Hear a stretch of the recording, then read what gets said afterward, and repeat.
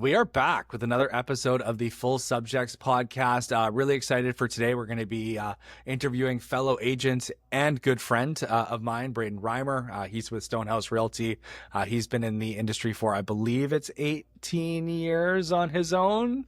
Something, 17, something like that. Yeah. 17, 18, something like that. Awesome. So yeah, I get to learn a little bit more about him, how he runs his business, how he thinks. I'm sure naturally this will progress into market update, what's going on right now, where we kind of see things going, and some great insight as always.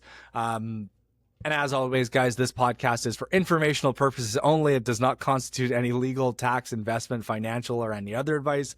It's not intended to cause or induce breach of any existing agency agreement. Let's get into it. So, Braden, tell us a little bit about yourself. Give us the elevator 30-second pitch on who you are, how you do things, and yeah, just take it away.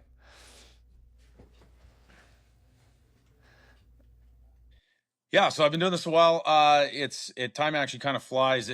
Sometimes we don't know what day of the week it is in this industry, right? So it's keeping track of what year it is a little easier, but it's been a lot of fun. It's awesome to be a pretty, a small part, but some cases a big part of some pretty big moments for people, and I love that. It's cool. Like if you ever played team sports and stuff like that, you remember specific moments rather than certain games or whatever maybe, and it's really really cool to just be a part of that with people and just kind of see especially with younger people, our generation, you see the range of emotions and stuff. You start with people that are really nervous because they don't know what they don't know, and then you get to a point where they get a little more confident in themselves. They can make decisions with a little less anxiety, and then you kind of achieve the goal, and it's high fives everywhere, and it's the range of emotion is actually pretty cool, and I think what makes it rewarding, right?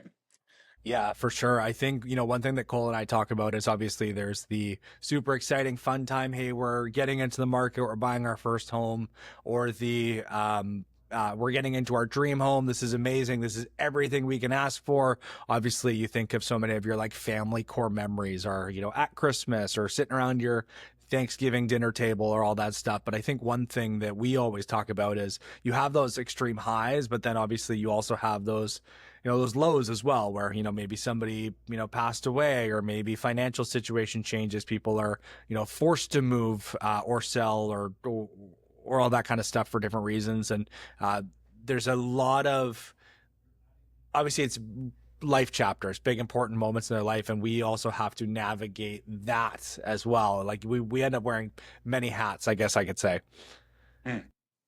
For sure. Yeah. So tell us a little bit about, and we don't want to make you sound like a dinosaur here by any means, but how have you seen obviously you've been doing this for longer than us. I think that's fair to say. How have you seen things really change even over the last 5-8 years and then longer than that in real estate? Well, the biggest change has been that vaccinations become a really big deal. Well, here we go there. No. No, that's hilarious. It's funny. It's just funny to see just the advance in technology. It's crazy. I remember when I started, and it wasn't that long ago, you're running around getting signatures in person or I remember sitting by the fax machine when I'm on vacation in the hotel or something. And now it's kind of like you get things like digital signatures, and it's allowed us to become a lot more efficient. I think it's given a lot of agents who are getting their start or running around doing things alone, I think the ability to make more happen. But I think people have changed a lot too. Yeah, people are hesitant. People are human nature doesn't really change, but it seems like people's stress thresholds, what people's expectations have changed, what they expect, response times and things like that. But I find that people's emotional needs have, I think, gotten a little more intense too.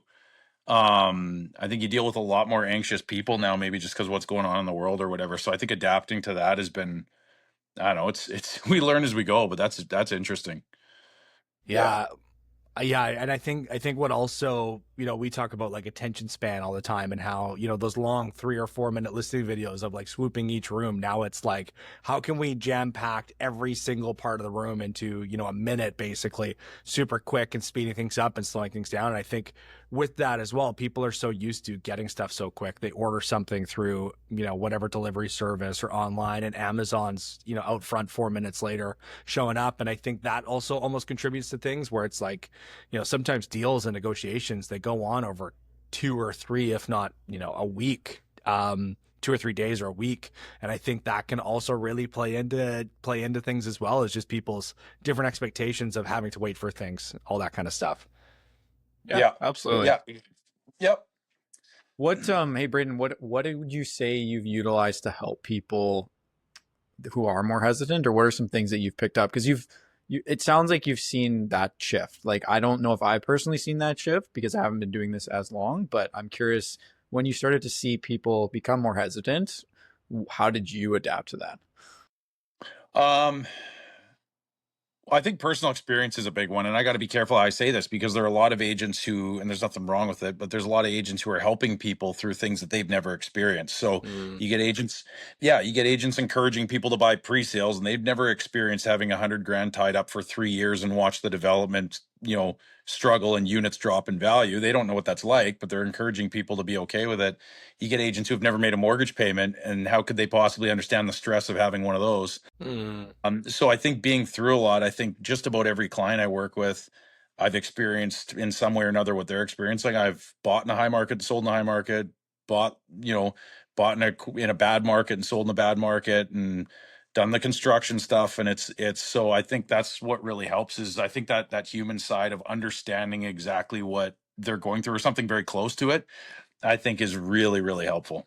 And I don't know if there are a lot of agents who have that kind of not to sound conceited, but I don't think there are a lot of agents who have been through the range of experience I've been a landlord and had to get bailiffs involved, and like, you know what I mean? Like I've had properties out of province, and it's just like whatever the clients are going through, it's kind of like, okay, yeah, I remember what that was like, right? Yeah, and I think it's tough too, because I think a lot of people do genuinely get into real estate with good intentions and for the right reasons. They want to help people. They want to, be an entrepreneur. They think that they have something to value. But again, it is a little bit of a tough spot when they're, giving advice on something they haven't experienced and being like, oh yeah, pre-sales always go up. Like, that's not great, because obviously, we've seen we've seen some of the problems with that, especially as of recently. But yeah, it's tough to really be an expert and advise and put somebody else forward when you haven't really experienced that yourself. Yeah, it's I was in not long ago. I don't really like Cactus Club that much, but I was there not that long ago, and I'm sitting with somebody, and the waitress comes, and I probably knew the answer to this before I asked, but I was like, "Oh, how's whatever the burger was?" And she's like, "Oh, it's so awesome." And I'm like, "Have you ever had it?" And she's like, "No, I haven't." And it's like, "Oh, okay. Well, it's like, what about the fried chicken sandwich?" She's like, "Oh, it's great." And it's like, "Have you ever had it?" And she's like, "No, I haven't." Right? It's like that's kind of, I find real estate's a lot like that a lot of the time, right? So yeah, we just try to be as genuine as possible, right? Yeah, and I think there's a lot, and we talk about this all the time. Like, there's a lot to, telling someone, as much as people look to us to have all the answers and answer their questions and help guide them. Sometimes it is better to say, like, hey, you know what, I got to do a little bit more homework, or I got to get you in touch with somebody else, refer out, ask those questions, as opposed to be the expert wearing all the hats. Like, that's why you have things like lawyers, inspectors, all that kind of stuff. I think one question, I can't remember if I've asked you this or not. Why real estate for you? So many different careers, so many things that you can do. How did you end up in real estate? Well, I guess my gateway was my dad does it. My dad's still in it.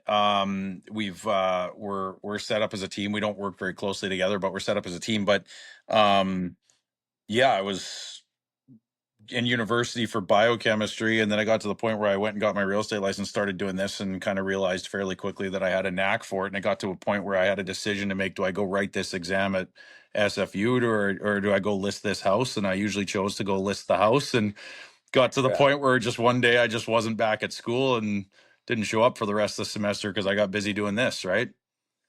So yeah, it just kind of I was mean, it's a pretty. natural transition, right? Biochem to real estate. It, yeah, but funny enough, my assistant, she's got a degree in biology, and she got sick of standing around in a lab and jumped into an industry she knew nothing about, and she's dynamite. But yeah, it was so funny when she came; she didn't know anything about the process. It's pretty cool. Yeah, well, I think that's funny too because like I mean I have a kin degree. If I ever if I ever meet a host with high blood pressure, I'll be ready or low back pain. But yeah, I mean I think there is something to just getting into something and learning not on the fly, but learning the ropes as being like in the business or just getting that experience. I think that's super important. Yeah. And it's, oh, sorry. No, I was gonna say 100%. I have a degree in engineering, so I'm also outside of my degree. Yeah, yeah, at least you guys have yours. Yeah, I'm a second year dropout, but yeah, no, it's just kind of, I don't know, I don't know, but it's other experience, and there's like, I find that people like communicating with people who have been through different things and experienced different things. It's another layer to the person that you are, and I don't know, like nobody enjoys interacting with a bland person who's never done anything, right? Yeah. Yeah. 100%.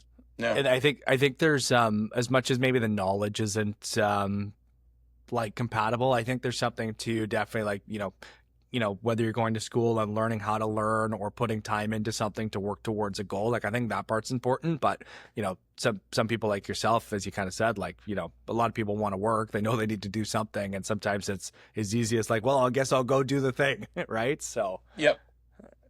Yeah.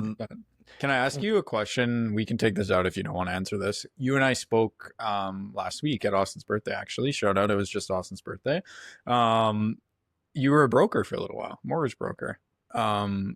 So tell us a little bit about that. Like, what made you want to dabble in that side of real estate, and kind of where do you stand now when it comes to that? The honest truth was I took mortgage brokers for granted and had no idea what they do. Nice. It's like so my wife and I did this big reno on our house a couple weeks ago. It was cool. It was like a reno we dreamed of doing. We got a cool place there that we wanted to make our own. And I sat down with the designer, and it was a similar thing where I was like, look, like I said to her, we're not the Kardashians. We don't need help picking area rugs and couches and stuff like that. And she goes, I think you might not understand what exactly I do. And I'm like, oh, probably not. And then they're doing like the architectural drawings and like figuring out down to the inch what the cabinets need to be. And it's like, oh, okay. yeah, That makes sense. So yeah, so I did that with the mortgage broker thing, and it was like I always thought that you just send in an application. And I got into real estate in '08 when the market sucked. So for the first few years, it was a grind like now doing deals. And to be fair, just like in real estate, there are a lot of bad mortgage brokers, a lot of awful realtors, but I saw deals collapsing and I was like, gee, did this really need to happen? And then we thought we'd go get licensed, and I did a couple dozen mortgages, but it's like I had no idea how much follow-up needed to happen with the lenders and how your relationship with the lenders matters and everything. So it gave me a very healthy appreciation for you and what you guys do. Um, it also gave me a ton of information that I know a lot about the process now, and it formed the basis for a lot of the investing I do. I invest in mortgages now. So I don't regret it, but it was very helpful in so many ways I didn't think it would be. Yeah. Yeah, that's awesome. Sorry, Austin, go ahead. Well, I think as you say that, I think for a lot of things you can either get paid in money or paid in experience. I think it was one of those things where like of course, like from doing a couple dozen mortgages, I'm sure you didn't do that for free by any means, but just there's so much to learning all of the back end stuff, which when your clients have questions, you need to be careful, not wearing the wrong hat, like I mentioned 3 minutes ago, but also if it's factual and you've experienced, like you can share that with people, and that gives your clients a lot more confidence in the process and working with you. Well, and to be honest, Braden, I'm imagining that if you're working with a broker and a client, they can't bullshit you. You know what's reality, to be honest with you. If they try to tell you something, you're like, well, no, that doesn't sound right. Like I know that that's not how this works, which probably is a good thing to have, because you can't get messed around with when it comes to the broker telling you something. That is true. Yeah, no, that's true. It's but what I realized is kind of like you guys probably played sport. I know Austin did. I don't know if you played sports growing up, Cole, but like I don't know, like when we were growing up, it was like I grew up in Saskatchewan, so it's like you play hockey all winter and you play baseball in the summer, and the soccer kids got made fun of. And but then it gets to a point now where kids in sports, if you want to be competitive now, like starting at the age of 5, you got to like play the same thing all year round or you fall behind. You know what I mean? Like that dynamic has changed since we were kids 30 years ago. And I find that like doing the real estate and mortgage broking, there are still some people that try to do both, but like if you want to be like really good at something, like it is, I mean, it's more financially beneficial too to just be really good at one thing. Mhm. And there are enough branches you can get into, types of property and real estate and stuff like that, that even that's pretty wide. So it's like that's what I realized too. It's like, well, do I really want to kind of half-ass two things, or do I just want to be awesome at one? And yeah, no, it's that's another lesson learned very early, right? Yeah. That's good.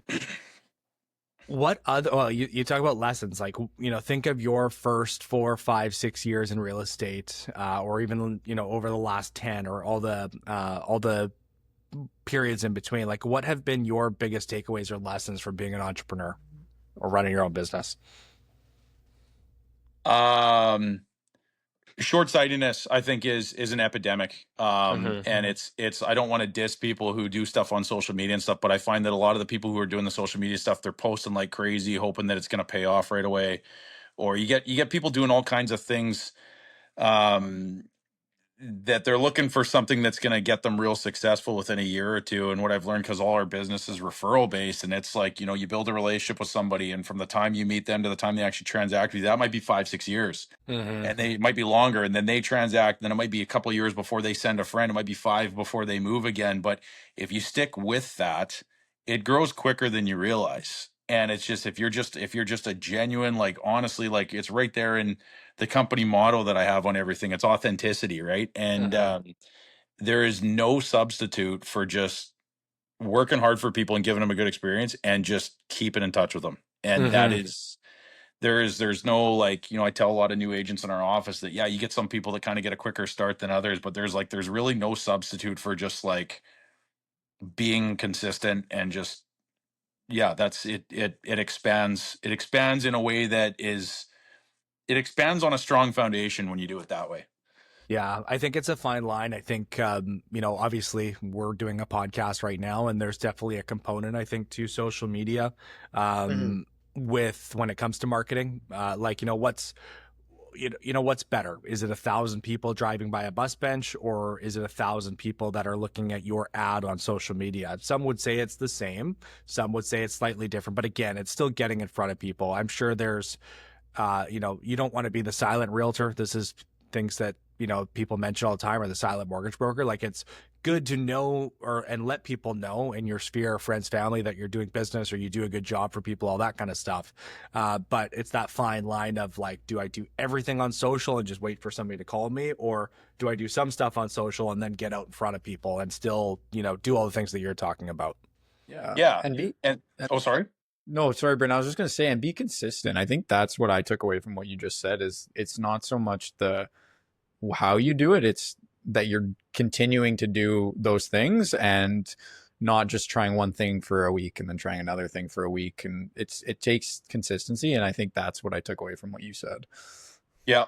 And it's and doing things the referral way, like, just like everybody I work with now just about is introduced to me by somebody else. And it's like, it's so cool too, because I used to do the thing where we spent $100,000 a year on bus stop benches. I'm not knocking anyone who does that, but it's just like, I'm not cut out for a celebrity lifestyle anyway.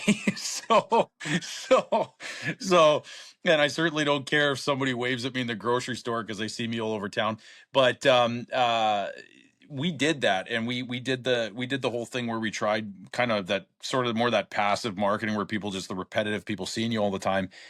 And even when we get calls off that marketing, we'd end up sitting in someone's living room and they're interviewing two or three or four other agents. Whereas when somebody is referred to you and you go, it's like, I mean, you still got to earn their business, earn their trust, and build a relationship the right way. But it's so often such a great word has been put in for you by someone they trust, that it's incredibly rare that we're even competing for the listings. You know what I Mm-hmm. mean? Like, it's by the time I show up at the house, like, I've pretty much got it's mine to lose. You know what I mean? And it's Mm-hmm.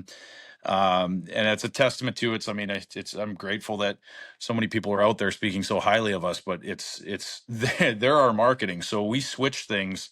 I don't do the bus stop benches and stuff anymore. What we do is we just, everybody does client events, I guess, or most people do, but we do, like, we go pretty over the top with those, and we do events to specifically thank the people who transacted with or referred people who did transact with us, just to invite those people. And that's pretty cool. That's a fun way to do business, right?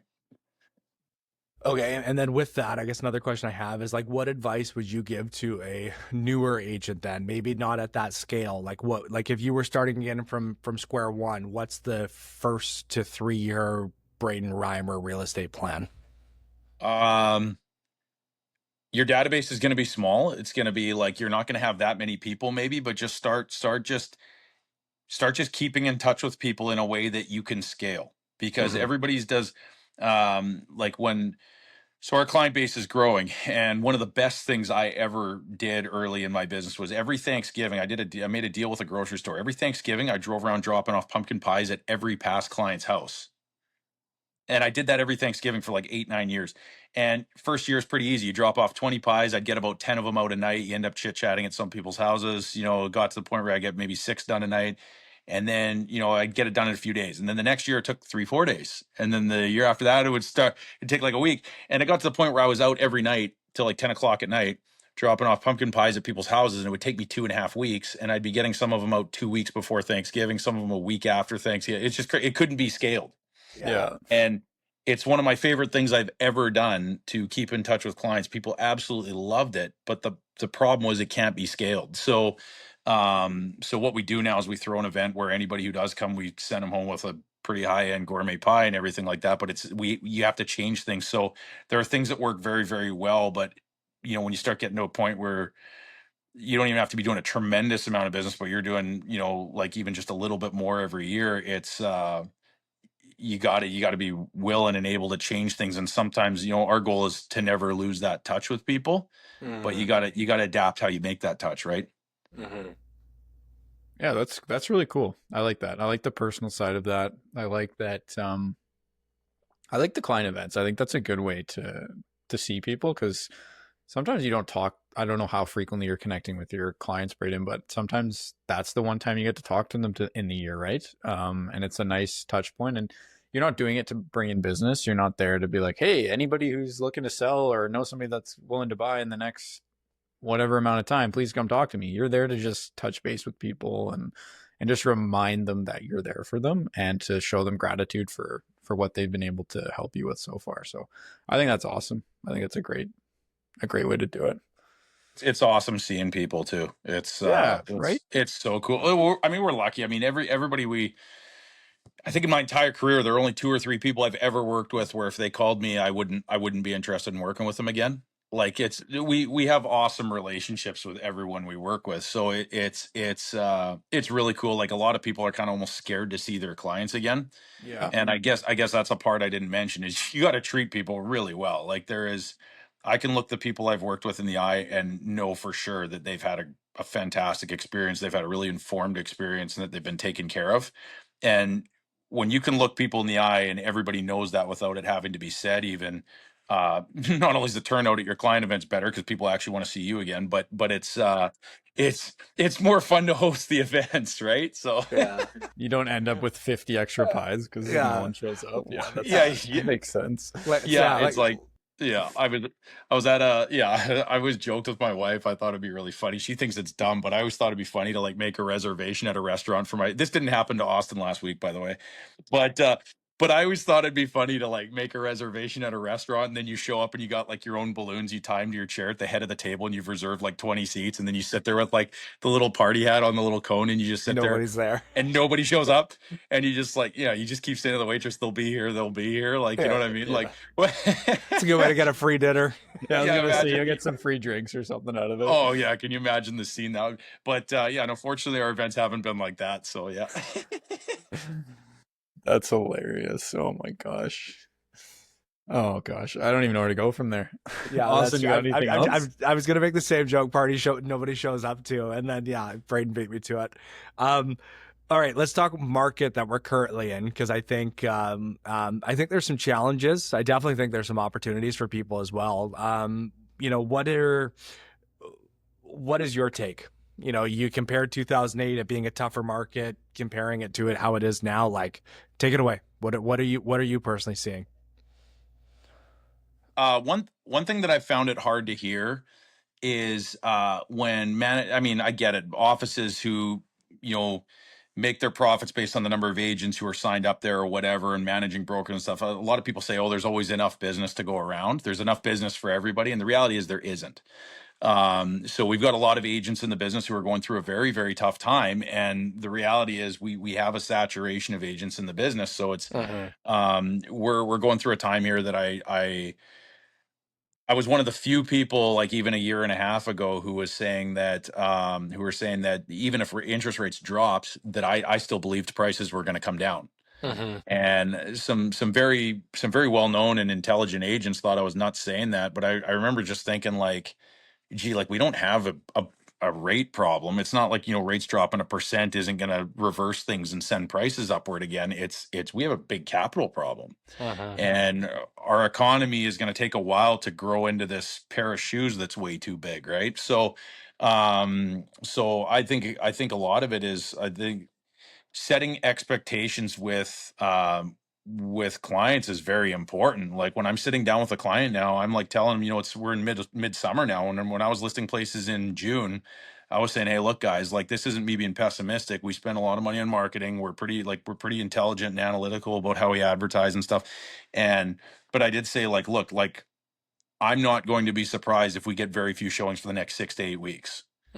And when you set an expectation like that, and people know to expect that, like people just don't want to be surprised. You know what I mean? Like at the end of the day, like people don't have to, it doesn't have to be great news all the time. What people really hate, especially with things like as big as, their home, their biggest asset, they just don't want to be surprised or expect one thing and be incredibly disappointed. So, what I'd be telling agents who aren't knowing what to expect is like, look, like, just tell your clients exactly what's going on. They'll appreciate that. I've talked myself out of 10 or 12 deals this year just because I've told people like, look, this isn't a move you have to make right now, and I don't think this is a great time for you. And I did that 2 years ago, 3 years ago, when I knew the pre-sale market was going to soften. People wanted to buy these pre-sales, and because they saw somebody else who flipped one and made a bunch of money, I said, look, that ship has sailed. You're on a 3-year ride here if you buy something in this building that they're just breaking ground on. So it's not that they're not going to do anything with you. It just doesn't have to be right now. And when things get lean, the funny irony is when things get lean, that's when agents are pushing even harder for the deals, when actually what people really need is for the agent to be gentler and kind of go, okay, let's figure out if this really makes sense for you. But the agents are relying sometimes on these deals to make a go of it. And the other irony is this is a market where you need to advertise more. A hot market, everything sells itself. And in a bad market like this one, it's kind of like, okay, this is when actually you should be spending money on marketing because it's actually like truly necessary. And that's when everybody's pulling back and tightening their budgets and stuff. So it's funny, you actually don't have to do that much advertising in this market to be marketing a lot more than everybody else. Yeah, that's really good input. Austin, I swear I saw an Alex Ramosi quote once. I know you're a big fan, so I thought I would bring this up. He said something. He said something like, if you sit somebody down before you like tell them bad news, like, hey, like, can you please sit? I have something to tell you. They're more likely to take that news as not such bad news. And I think that kind of ties into what Braden said. It's like, if you just tell people up front, like, look, like, this is what's probably going to happen. It might not be what you want to hear. They're less likely to be like, oh, okay, this is the end of the world. So I think that's honestly a really good way to approach people. Yeah, I think as long as you can, it's just setting expectations, right? Like you can tell anybody anything. It's just about how you say it. And as long as you're direct and honest, right? Like, you can sit down with people and be like, look, like if you might be down money. If you would have bought it 2022, certain points of 2021, even in 2023, and you want to sell right now, you might be down money. However, if it does make sense for whatever you want to get to and the point A to point B of where you're wanting to go, hey, this is the scenario. I think you can make this work, but this is what it looks like. And then it's up to them to make a decision. We say all the time, we give people information to make informed decisions. Like for some people, definitely a great time to move right now. If you bought, early 2021 or, even late 2020 or earlier, you're probably in a position where you've paid off some equity. You're probably still up a little bit from when you purchased. And if you're wanting to upsize, as an example, you're probably in a position to do so. You're not going to get a ton of activity. You're not going to get a ton of showings. But again, as long as you're realistic with your math of what you'd be selling for and what you want to purchase for, what that looks like, you know, as long as you kind of know, then yeah, then you can make that decision, right? But this is a time to build even stronger relationships with your client. Like, perfect example. Like 15 minutes before we jumped on this call here, I got subject removal and a deposit for a property I've had listed on and off for 14 months. And yeah, a tricky property, very unique property, tough to sell. But like the relationship I built, like, I mean, I knew her for a decade before we listed it, but the relationship I was able to build with my seller is fantastic. Like when the market was smoking hot and everything sold, like we had multiple offer Mondays every week after the first weekend of open houses. It's harder to build relationships with people when the house just sells that fast and stuff. So I mean, obviously we still find a way to connect very deeply with those people, but being through the grind with somebody for 14 months and finally getting that result, it is cool. So Yeah. I don't know. There are a lot of pluses to a quieter market like this. It's a time when maybe if you're not as busy, this is like where you can, we've revamped a lot of systems because the next time things take off, there isn't time to do that. And like we're gonna be pretty well oiled the next time the market's taking off. It's gonna be awesome. Yeah, I think that's very well put. Like using my fitness degree here, you know, back in fitness, that was something that we talked about. How like maintenance is a great goal. Like, you know, you running a 6 minute mile at, you know, my age as an example. Yeah, it's good. You know, could it be faster? Yeah, sure. Is there people that do it faster? Sure, whatever. But if you're able to maintain that for 10, 15, 20 years and you're just doing the exact same thing, like to compare that to business, you may not have a year where you grow, and a lot of people do want to do that, but if you have a similar year in a tougher market or a tougher year, that's a great goal. Like you gotta be honest with yourself about that too, right? If that makes sense. It does, and it sounds like you run a 6 minute mile. Do you want to talk about that? Uh, did Yeah, it once. are Did we it going to the once. track after this? Or Yeah, what? no, I've done He's it like, once, not yeah, he's recently, like, but I once. run a mile in 6 minutes. I'm not in I anyone's just face about it. So, yeah. specifically 6 minutes was the number. you Shout used. out to the gym I used to work at. I did a 5:11 or something like that. Almost died after, but we That's did it. quick. But that was a long time ago. That was basically like 12 miles an hour for 5 minutes or something like that. That's very quick. I'm just But thinking that that's 4 5:11 laps of the track, right? So like if you think of it that way, like that's a very quick Yeah, time. yeah. That's why you have 5'11" tattooed on your forearm. Is that what that is? Oh, okay. That's pretty. Oh, okay. That's we my know. height, buddy. That's cool, I guess. All right. Oh my gosh. Where do you see things going between now and the end of the year? Do you think I it's think going to it's be? Yeah, I think it's gonna get ugly. Yeah, Do you? I do. I think prices are gonna drop. I think there's very, very little that can happen that I think is gonna keep prices from just dropping at the rate they are now. Yeah. What do you think it's actually, let me rephrase that. What do you think it's going to take for things to start to shift back, I guess? Well, everybody's an economist, right? Exactly. We've made a show out of it. Yeah. Well, there you go. Yeah. One thing I'm really proud of is that we've been very accurate for a very long time projecting what the market's going to do, and I see. I think you could drop interest rates down to 2% like they were in late 2021, and I don't think you'd get the same results because it's not being done in a vacuum. We have if rates were at 2% today, prices are still 20-30% higher than they were. An orange at the grocery store costs twice what it did, and unemployment is higher than it was, and it like all these things. So people keep talking and putting their lives on hold. Like, I'm going to wait till rates come down by 0.5%. You see this all the time, Cole, but it's like one of those things where, like, I don't think we have a rate problem. I think we've got a capital problem. And if we're all in our mid 30s, right? Or Austin just turned 30, I guess. But if you go ask around, if your friends were really honest with you, and I don't think they would be, but if you asked all your friends, like, how many of them are like in pretty big trouble if they miss one paycheck, and how many are completely hooped if they miss two, I think it'd be a shockingly high number. And I think it is very, very difficult to see anybody willing to pay more than the last guy paid for something, and then the next guy pay more than that, and so on. I think it's very difficult to see that. if people are that strapped. So I think prices are going to be.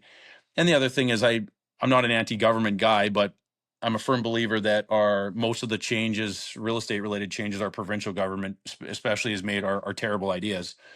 And they have done an awful lot to make it completely unappealing to be a landlord. Yes. Yeah. So in order for prices to go up, you need that picture of pyramid. You need that bottom tier of the pyramid apartments. You need that to be very healthy. And younger people and investors are the ones who usually buy those, sometimes downsizers, but usually it's like 80-90% younger buyers and investors. Well, neither of those people are willing or capable to buy right now.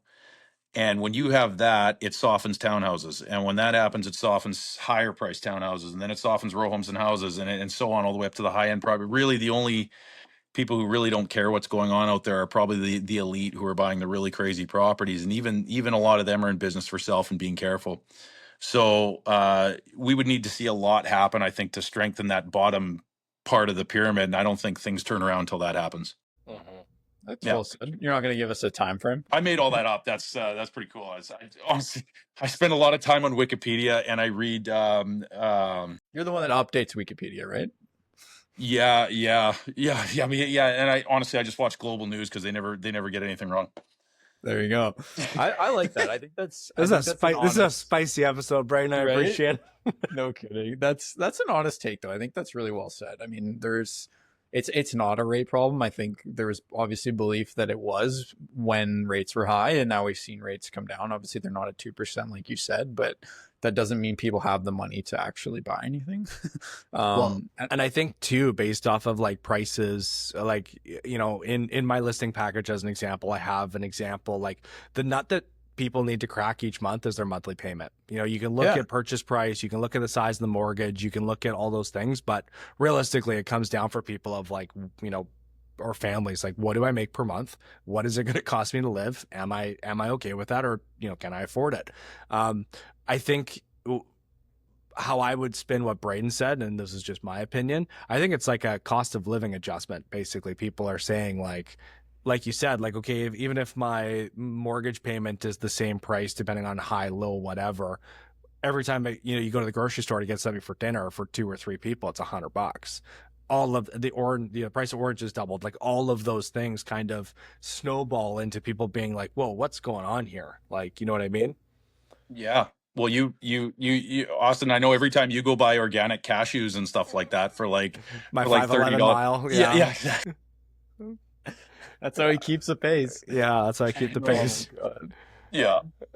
That's hilarious. No, I think that's a good point, though. I think that's well said. I think, like, my big question then is, how long does it take? Like, obviously you don't know the answer to that, but like, that's not a quick thing to fix, right? Like, that's going to take some time for things, because let's be honest, like, there's a ton of inventory at the bottom of the pyramid, like you said, and there's not a lot of demand right now, or if there is any of the demand that's there's too much inventory to kind of meet with that demand.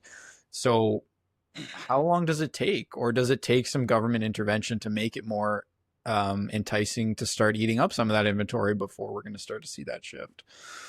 I think it would be really nice to see a 6 to 12 month stretch where, and again, I'm not anti-government. I just think sometimes the government gets anti because they've got all kinds of people yelling in their ear that something needs to, you got to do something, right? It's kind of like, the fan bases of a sports team. They got to trade this guy. They got to re-sign this. They got to, and sometimes I wonder how much that impacts the general managers sometimes. But if the provincial, especially the provincial government, because they impact our housing market far more than the federal one, if the provincial government would just take their hand off the switches and knobs for like a year just to let the market kind of correct itself, but every time the market starts to do that, or every time we're just waiting to see what the impact of an interest rate change is, which is federal, they come out with something silly like changing tenancy laws, or they, no Airbnbs, or tax this or tax that. And it's like, okay, if you guys could just like stop for a sec and just let things find a bit of a rhythm, I think we'd have a better idea where we stand. So the reality is, whatever the market's doing right now, there are kind of like extra stimulants added to it. It's kind of like, kind of they're over medicating the market. And if you kind of weeded out some of these medications, you'd actually find out how healthy or unhealthy things are.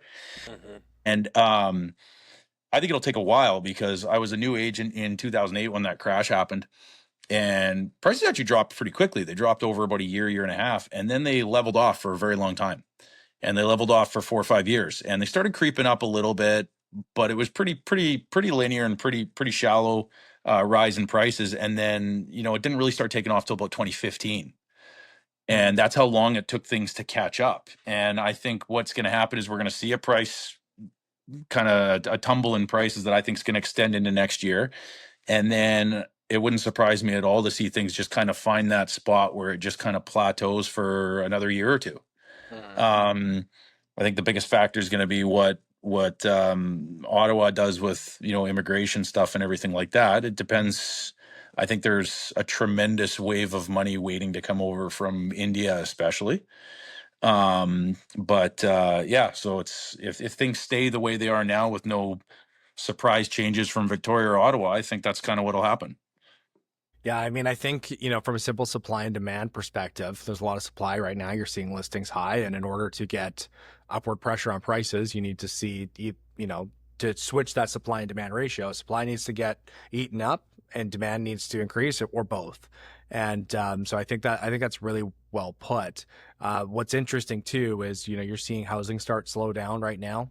Eventually, you know, you had mentioned leveling off, like. There's nothing wrong with a balanced market. You know, you kind of, things are predictable. You know that as long as you're priced well, marketed well, you have a reasonable product that you're going to move, and that math is going to math wherever you want to go. Balanced markets are fantastic. It just means that you know, all the tire kickers or people that throw stuff against the wall to see what sticks probably aren't going to get their price. But again, I think there's nothing wrong with that. No, it's easier for anybody who's selling something and buying something else. It's requires more patience, but it's less stressful. You at least know where you stand.